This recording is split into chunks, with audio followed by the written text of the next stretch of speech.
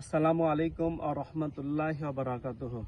সম্মানিত ফেসবুক বন্ধুরা, যারা দেশ ও প্রবাস থেকে দেখছেন তাদের আন্তরিক শুভেচ্ছা ও মোবারকবাদ।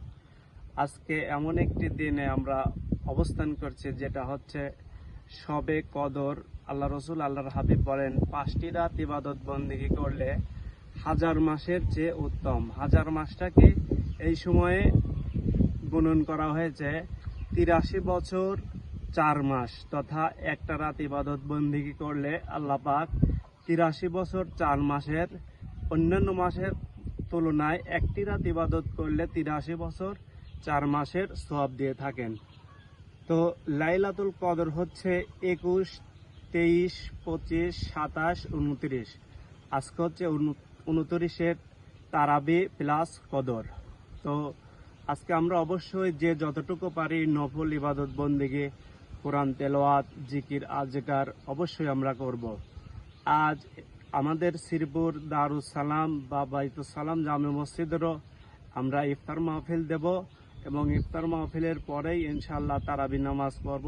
তারাবি নামাজ শেষ করে আমরা লাইলাতুল কদর নফল নামাজ, কোরআন তেলাওয়াত, জিকির আজকার তেলাওয়াত করব।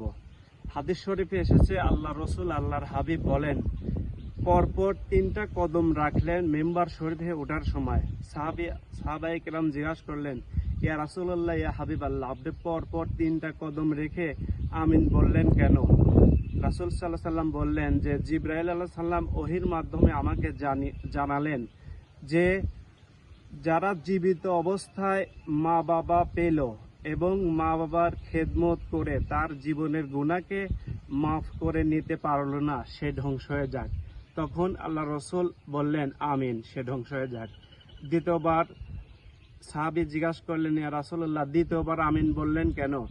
আল্লাহ রসুল আল্লাহর হাবিব বলেন যে রমজান মাস পেল, রমজান মাস পাওয়ার পর এই মাসে তার জীবনের গুনাহ খাতা মাফ করে নিতে পারল না, এমন হতভাগা আমার উম্মাতের যদি যে কেউ হোক ইবাদত বন্দেগী করে যদি তার গুনাহ মাফ করে নিতে পারলো না, রমজান পেল। আল্লাহ পাক রমজান দিয়েছেন এমন একটি নিয়ামত যে 11 মাস ইবলিস শয়তান গুনাহ করায়, কিন্তু এই মাস রমজানে কোনো ইবলিস শয়তানকে, বড় ইবলিস শয়তানকে আগুনের জিনজিল দ্বারা বেঁধে ফেলে তার উম্মতিকে, তার বান্দা বান্দিকে, নবীর উম্মতিকে এবং আল্লাহর বান্দা বান্দিগণকে তার ইবলিসকে ডিস্টার্ব করানোর জন্য আগুনের জিনজিল দিয়ে বাঁধা হয়।